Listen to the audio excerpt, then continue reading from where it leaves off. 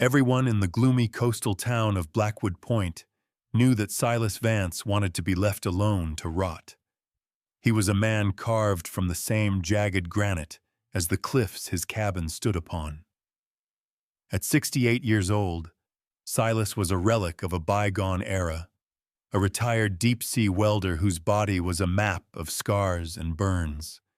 He lived in a silence so thick it felt like a physical weight, broken only by the relentless crashing of the Atlantic waves against the rocks below. But on a Tuesday evening, when the sky was the color of a fresh bruise and the wind promised a storm that would shake the foundations of the earth, the silence was shattered. It was not a knock on the door. It was a sound far more primal, a deep, resonant scratching against the weathered oak of his porch. Silas sat in his armchair, a glass of cheap whiskey in his hand, staring at the unlit fireplace. He ignored the sound at first. Raccoons, he thought. Or maybe a stray cat looking for a dry place to die. He took a sip of the whiskey, letting the burn distract him from the ache in his bad knee. The scratching came again, louder, more insistent, and then a single low bark that sounded like rocks grinding together. Silas frowned. That was no raccoon. He set the glass down on the dusty side table and pushed himself up. His joints popped, a chorus of protest against the damp cold. He grabbed the heavy iron poker from the fireplace tool, set more out of habit than fear, and limped toward the door. He threw the deadbolt and pulled the heavy door open, bracing himself against the gust of freezing wind that immediately slapped his face. He looked down, expecting a coyote or a wild neighbor's mongrel. What he saw made him pause. Sitting on his porch, framed by the swirling gray mist, was a beast that looked less like a dog and more like a myth that had crawled out of a history book. It was a mastiff mix, massive and broad-chested, with a coat the color of dried mud and old iron. But it was the animal's face that held Silas captive. One ear was torn, a ragged edge of scar tissue. The muzzle was gray with age, and a long, hairless line ran from the dog's left eye down to its jaw. This dog had been through a war, perhaps several. "Get on," Silas grunted, his voice rusty from days of disuse. "I have got nothing for you." He moved to shut the door. The dog did not flinch. It did not cower. It simply sat there, its amber eyes locking onto Silas with an intensity that was unnerving. It was not begging for food. It was not shivering from the cold, though the temperature was dropping rapidly. It was waiting. Silas hesitated. He had seen that look before. He had seen it on the faces of men he had worked with on the rigs. Men who held a line when everything else was snapping. "You are deaf or something?" Silas snapped, waving the iron poker. "Go home." The dog slowly stood up. It was enormous, its head nearly reaching Silas's hip. It turned its head, looking back toward the dense, dark forest that lined the edge of Silas's property. Then it looked back at Silas and let out a sharp, commanding chuff. It walked 3 steps toward the trees, stopped, and looked back. "I am not playing games," Silas muttered. "I am going back to my drink." He slammed the door shut, drowning out the wind. He walked back to his chair and picked up his glass, but he could not drink. The image of those amber eyes burned in his mind. 10 minutes passed. The wind howled louder, rattling the window panes. Silas swore under his breath. He stood up and walked to the window, wiping the condensation away with his sleeve. The dog was still there. It had not curled up to sleep. It had not sought shelter under the eaves. It was standing rigid in the center of the yard, facing the tree line, its body a statue of absolute focus, while the freezing rain began to pelt its fur. It was standing guard. But guarding what? Silas felt a prickle of unease crawl up his spine. He knew animals. He knew that a stray dog sought warmth and food above all else. This behavior defied instinct. This was duty. Grumbling a curse that would have made a sailor blush, Silas grabbed his heavy waxed canvas coat from the hook. He shoved his feet into his boots and grabbed a high-powered flashlight from the kitchen counter. "Fine," Silas growled to the empty room. "I will chase you off properly." He opened the door again. The storm was worse now, a horizontal sheet of icy water. "Hey!" Silas shouted over the gale. "You stupid mutt! Get inside or get lost!" The dog turned. Seeing Silas in his coat, the animal did not come to him. Instead, it let out a bark that sounded like a thunderclap and immediately broke into a run toward the dark, twisting path that led down the cliffs. It stopped at the edge of the darkness, looking back, waiting. Silas realized then that he had no choice. The dog wasn't asking. It was leading. "This better be good," Silas muttered, stepping off the porch and into the storm. The descent down the Devil's Spine trail was suicide, even in good weather. In a freezing Atlantic gale, it was madness.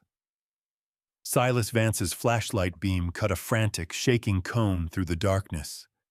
The rain was no longer falling. It was being driven horizontally by the wind, stinging his face like handfuls of gravel. Every step sent a jolt of electricity through his bad knee, a sharp reminder of why he had stopped climbing ladders years ago. "Slow down!" Silas roared, his voice torn away by the wind the moment it left his throat. But the dog, Titan, did not slow down. The massive animal moved with a terrifying grace, its paws finding purchase on the slick, mud-coated shale where Silas struggled to stand. Yet, Titan did not leave him behind. Every 10 yards, the dog would stop and turn its heavy head.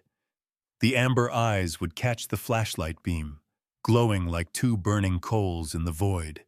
It would wait until Silas caught up, until the man's heavy boot found a secure rock, before moving again. It was a professional escort. Silas realized with a start that this dog knew the terrain better than he did. It was navigating the treacherous switchbacks by instinct, avoiding the loose gravel patches that would send them tumbling into the churning ocean 300 feet below. "You are going to get us killed," Silas grunted, leaning against a wet pine tree to catch his breath. His chest heaved, the cold air burning his lungs.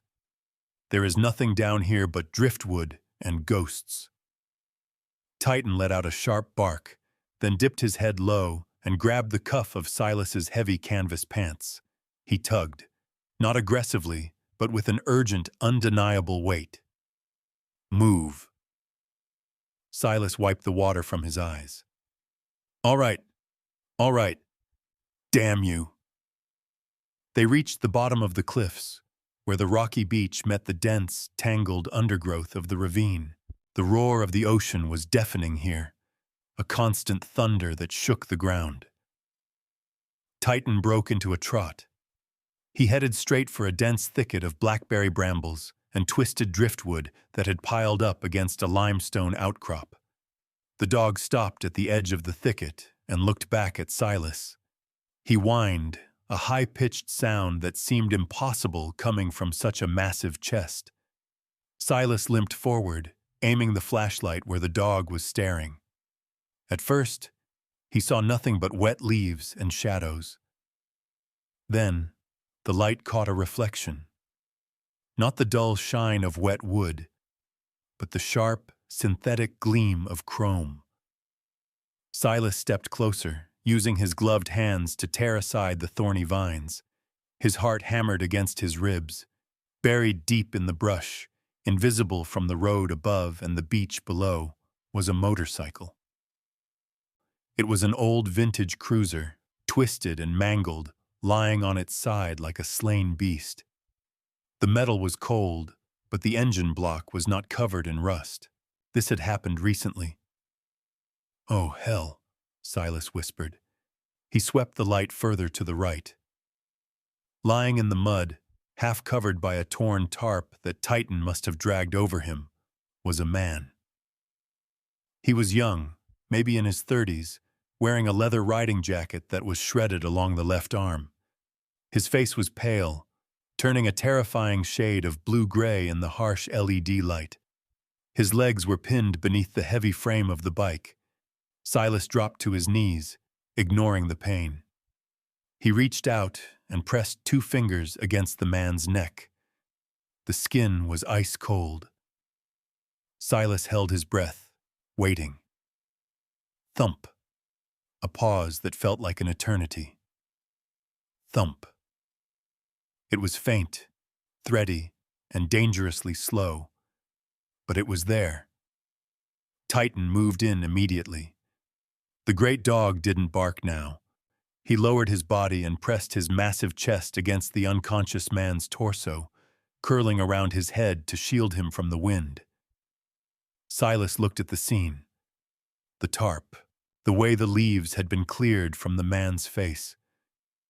"You have been keeping him warm," Silas realized, his voice trembling slightly. "You have been keeping him alive." Titan looked up at Silas, his ears flattened against his skull. He licked the unconscious man's frozen cheek, then looked back at Silas with an expression of desperate expectation. "I did my part," the eyes seemed to say. "Now do yours." Silas looked at the motorcycle. It weighed at least 600 pounds. It was dead weight, pressing the life out of the stranger's legs. Silas was 68 years old. He had a bad back and a worse knee. He was alone in a storm at the bottom of a cliff. He looked at the stranger's blue lips. He looked at Titan's pleading eyes. Silas Vance felt a familiar heat rise in his gut. It was the same heat he used to feel on the deep-sea rigs when a pipe burst and the alarm bells started ringing. It was the refusal to yield. "Okay," Silas said, standing up and stripping off his heavy coat. "Okay, Titan. We have got work to do." He cracked his knuckles. He wasn't a welder anymore.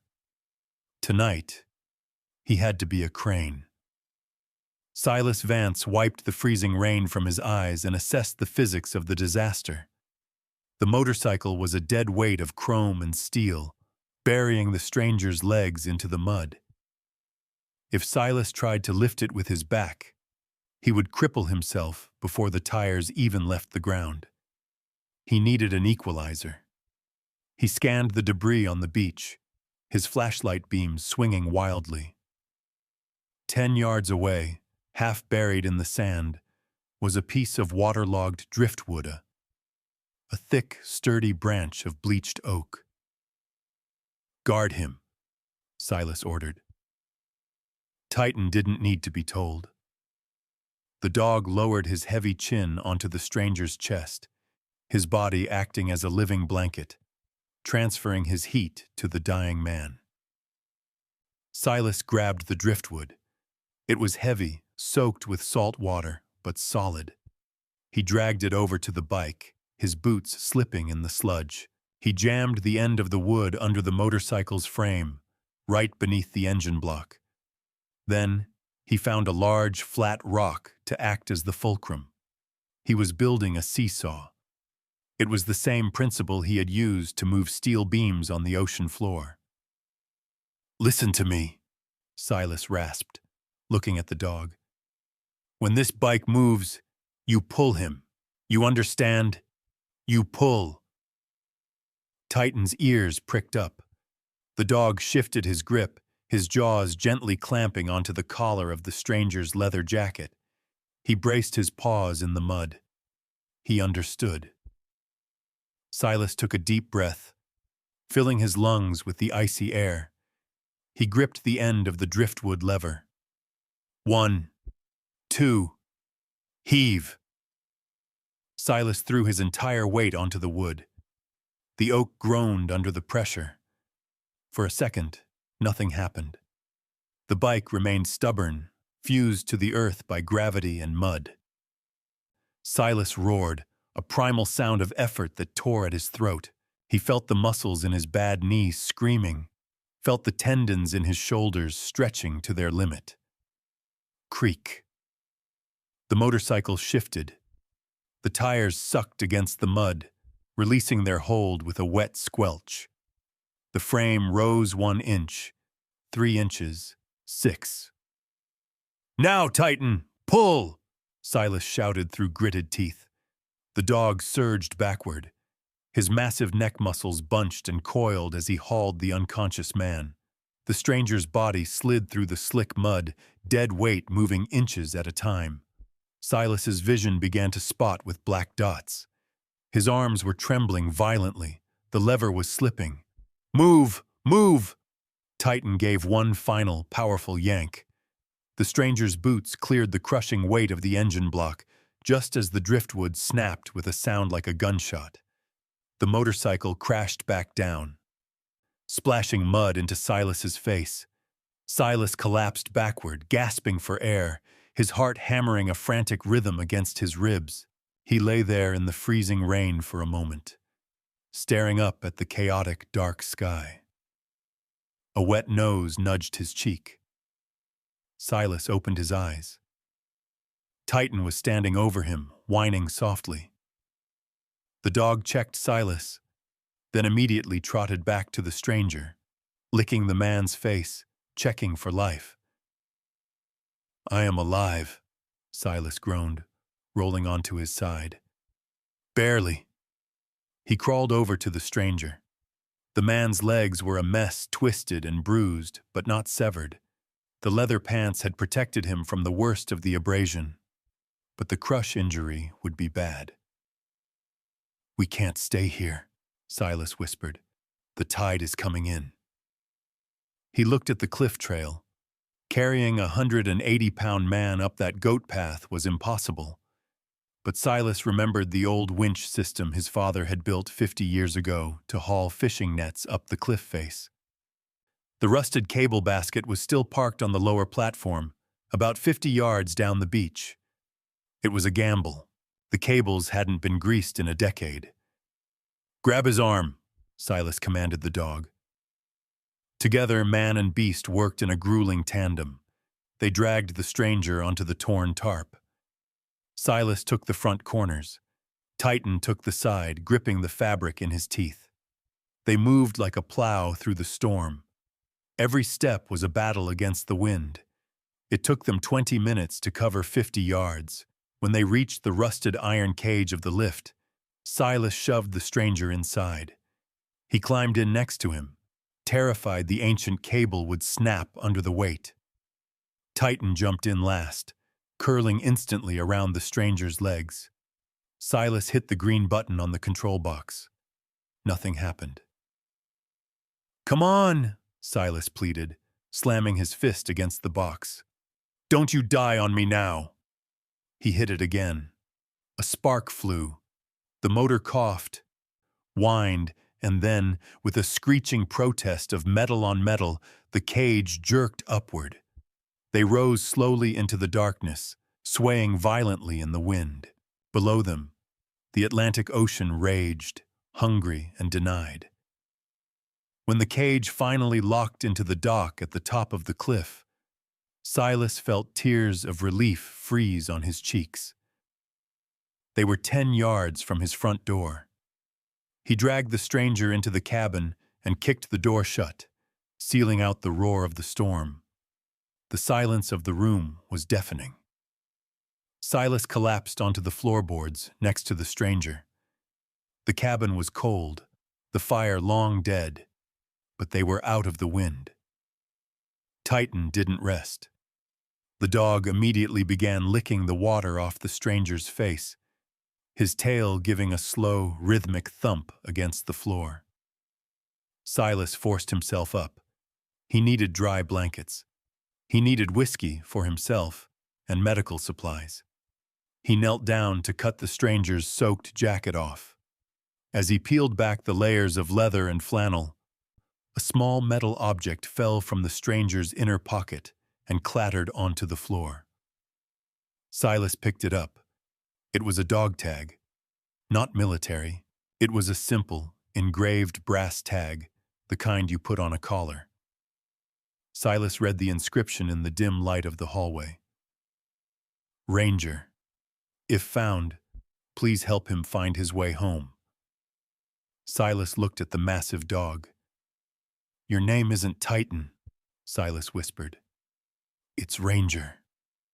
The dog looked up at the sound of his name, his tail thumping harder. And who is he? Silas asked, looking at the unconscious man. Your master? But as Silas looked closer at the man's injuries, he saw something that made his blood run cold. Beneath the leather jacket, the man was wearing a faded gray t-shirt. On the back, barely visible through the mud and blood, was a logo. Blackwood Correctional Facility. Silas froze. He looked at the dog, whose eyes were filled with nothing but pure, undiluted loyalty. Then he looked at the man on his floor. He had just saved a convict. The cabin was warm now, the cast iron stove glowing with a fresh load of birch logs. But the air inside was thick with tension. Silas Vance sat in his armchair, a double-barreled shotgun resting across his lap.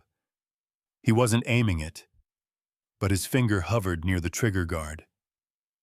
On the floor, lying on a makeshift bed of quilts near the fire, was the stranger. Silas had done what he could. He had cleaned the mud from the man's crushed legs, wrapped them in sterile gauze from his emergency kit, and splinted the left shin, which looked fractured. But he had done one other thing. He had used a heavy plastic zip tie from his toolbox to bind the stranger's left wrist to the heavy iron leg of the wood stove.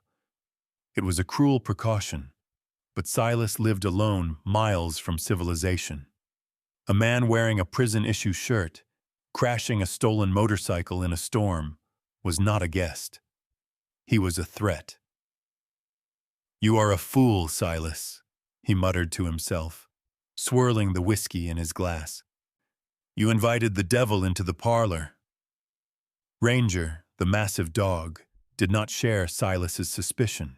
The animal was curled up tightly against the stranger's back, his heavy breathing acting as a lullaby. Every few minutes, Ranger would lift his scarred head, check the man's vitals with a sniff, and then glance at Silas with a look that was almost accusatory. Why did you tie him up? Don't look at me like that, Silas grumbled at the dog. I didn't break the law. He did. Suddenly, the stranger gasped. It was a sharp, jagged intake of breath, like a man breaking the surface of the water after drowning. His body jerked, his boots scraping loudly against the floorboards. The stranger's eyes flew open. They were wild, unfocused, scanning the ceiling beams in panic. He tried to sit up, but the zip tie caught his wrist, jerking him back. Easy, Silas said, his voice flat and hard. You move too fast. You will break that leg all over again. The stranger froze. He turned his head, seeing the old man and the shotgun. He didn't look at the weapon. He looked past it. Ranger? The man croaked, his voice wrecked. The dog was already moving. Ranger stood up and nudged his wet nose into the man's neck, letting out a soft, high-pitched whine. The stranger let out a sob of relief, burying his free hand in the dog's thick fur. He is alive, the stranger whispered. Thank God. He is in better shape than you, Silas said. Now, I am going to ask you a question, and the answer will decide if I call the sheriff or the coroner. Who are you, and why are you wearing a shirt from Blackwood Prison? The stranger stiffened. He looked down at his chest, realizing his jacket had been cut away. He looked back at Silas. He didn't look like a criminal. He looked exhausted. "My name is Elias," the man said, "and I didn't break out. I was let out." "Bullshit," Silas spat.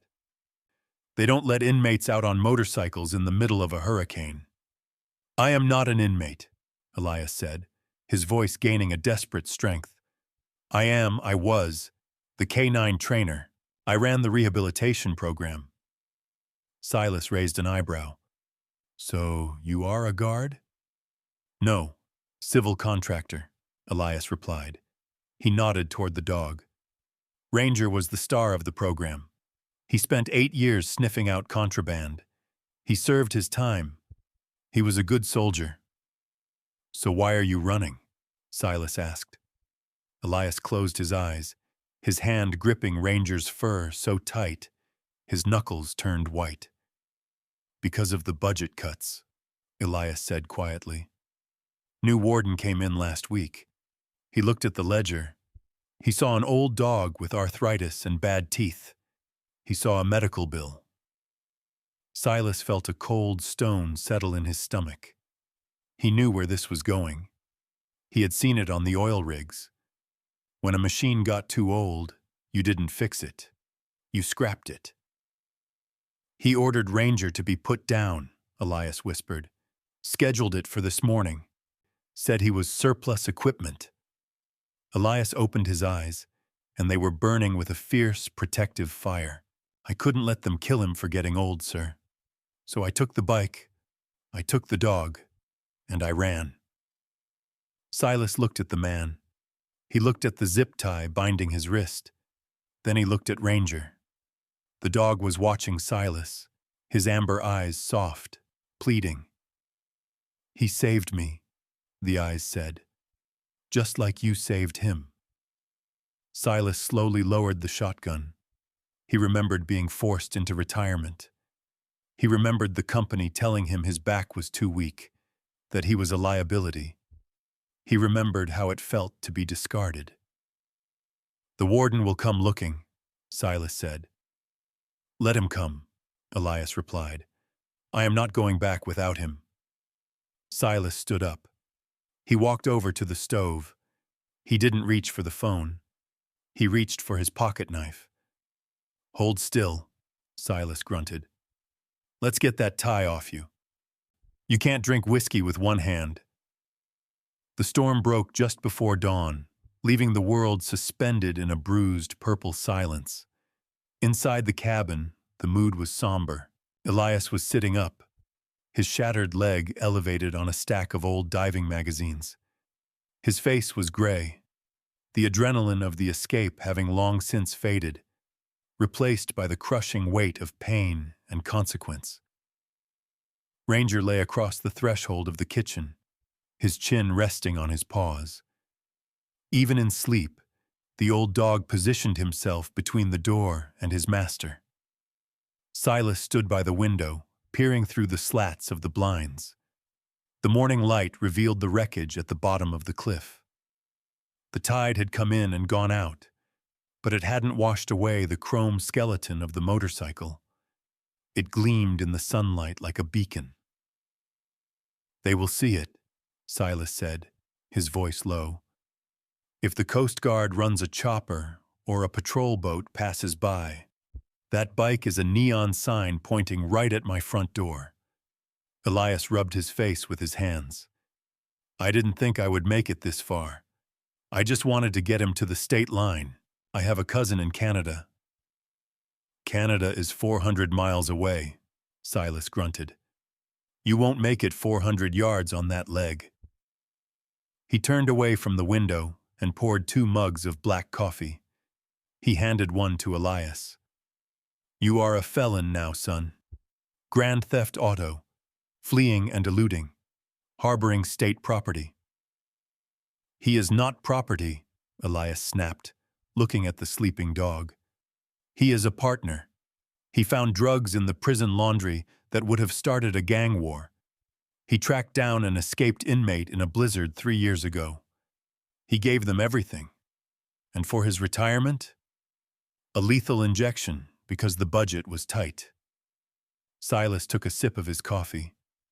He looked at his own hands, scarred and stiff from decades of welding underwater pipelines. He knew what it felt like to be used up and tossed aside. The company hadn't killed him, but they had certainly buried him here in this cabin.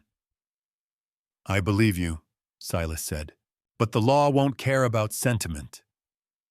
Suddenly, Ranger's head snapped up. The dog didn't bark. He let out a low, vibrating growl that seemed to come from the floorboards themselves. His hackles, the fur along his spine, stood up in a jagged ridge. Silas froze. He knew that signal. Vehicle approaching. "Quiet," Silas commanded. He moved to the window.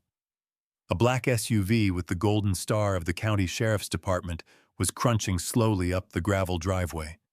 Behind it was a second vehicle, a white van with wire mesh over the windows. The logo on the side read, "Department of Corrections."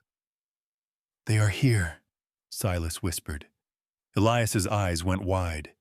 He tried to scramble up, but pain buckled him. "I have to go. I can't let them take him." "Sit down," Silas hissed.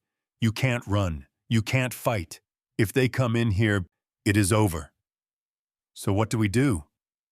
Silas looked around the small cabin.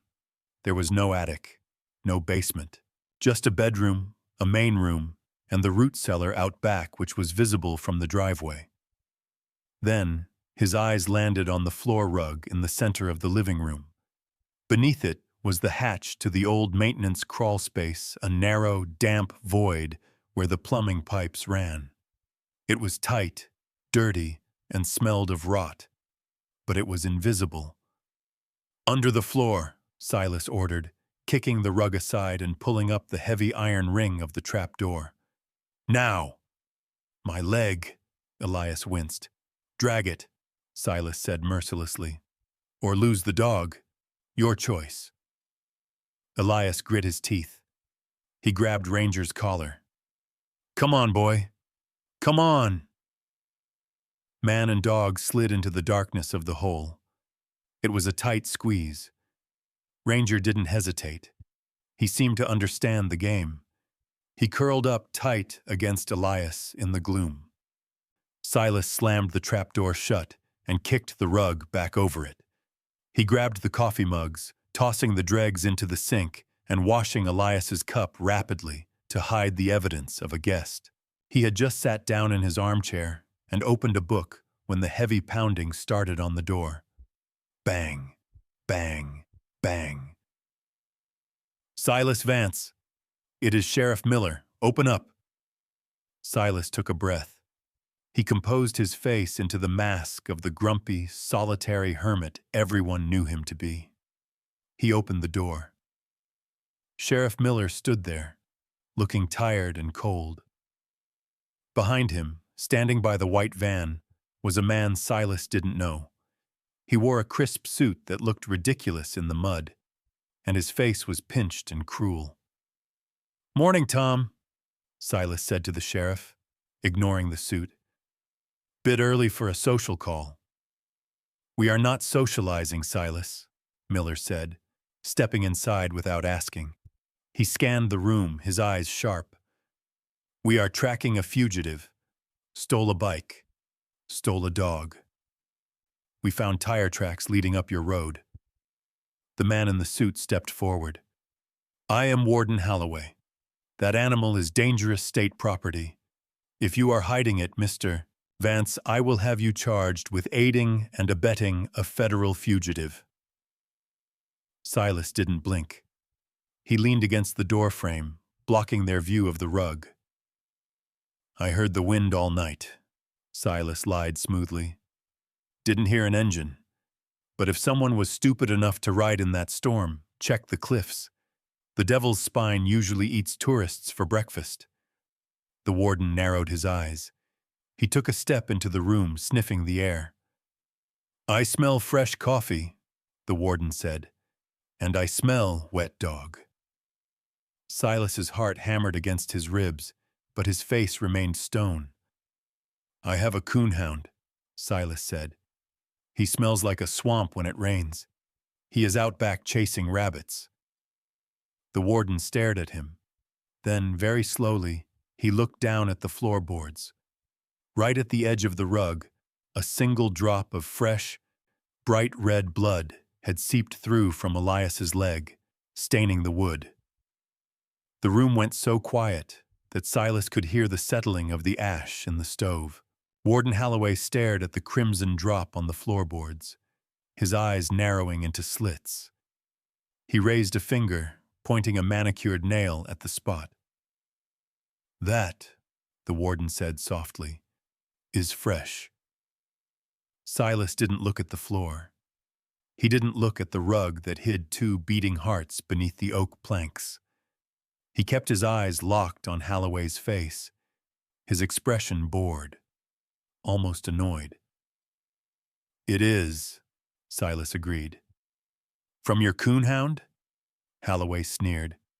"Or from the man who crashed a bike at the bottom of your cliff?" The warden took a step toward the rug.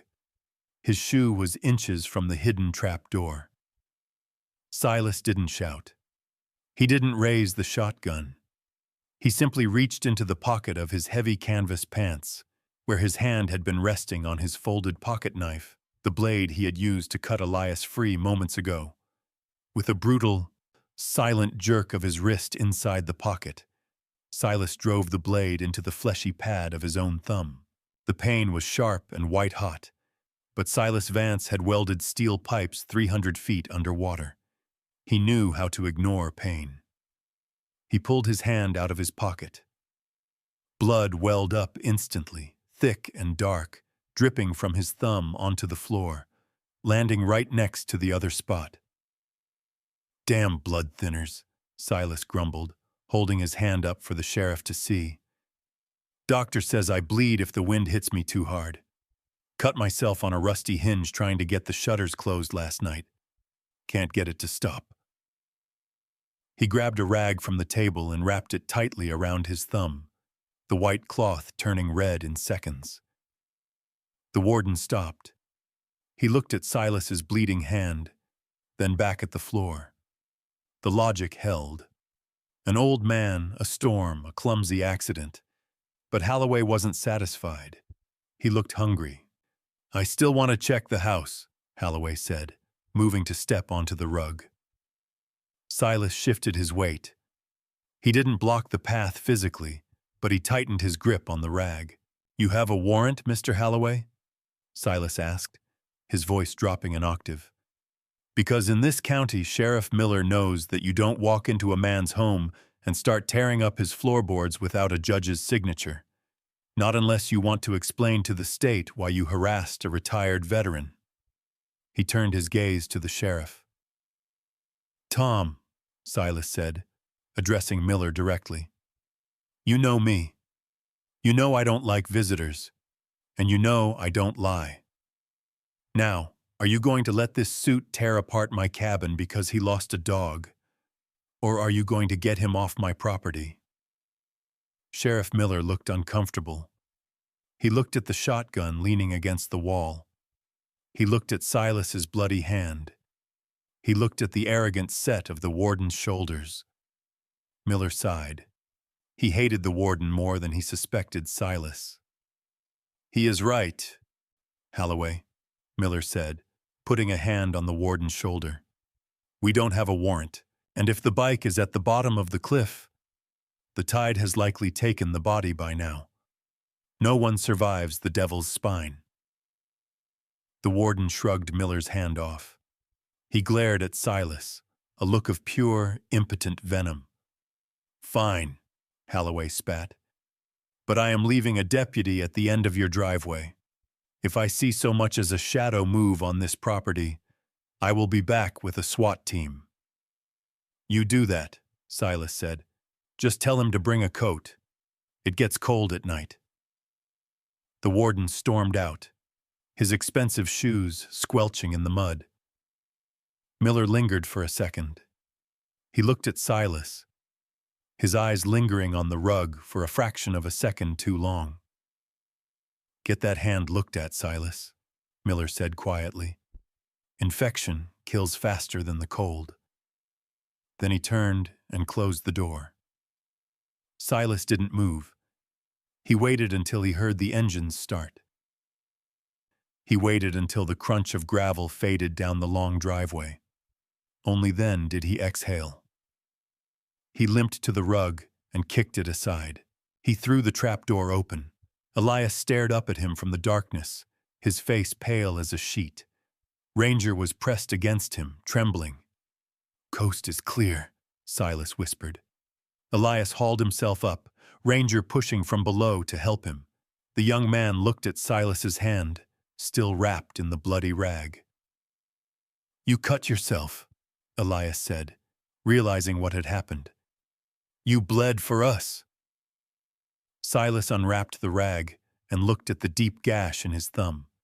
He grabbed a bottle of rubbing alcohol from the counter and poured it over the wound, his jaw tightening but not making a sound. "I bled for the dog," Silas corrected him gruffly.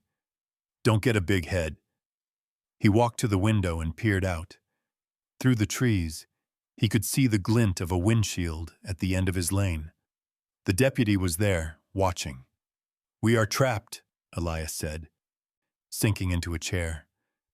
"They have us boxed in. We can't use the truck. We can't walk out." Silas looked at the motorcycle wreckage down on the beach. He looked at the endless, churning ocean. Then he looked at Ranger, who was watching him with that same unwavering trust. "We can't go by land," Silas murmured. He turned to Elias. "You said you have a cousin in Canada?" "Yeah, Nova Scotia." Silas nodded slowly. "I haven't started the engine in 5 years, and she leaks oil like a sieve, but she floats." "What floats?" Elias asked. "The Iron Maiden," Silas said, pointing toward the boathouse that teetered on the edge of the lower cliff. "My old welding barge. It's slow, it's ugly, and it smells like dead fish. But it's the only thing that leaves this property without passing a police checkpoint."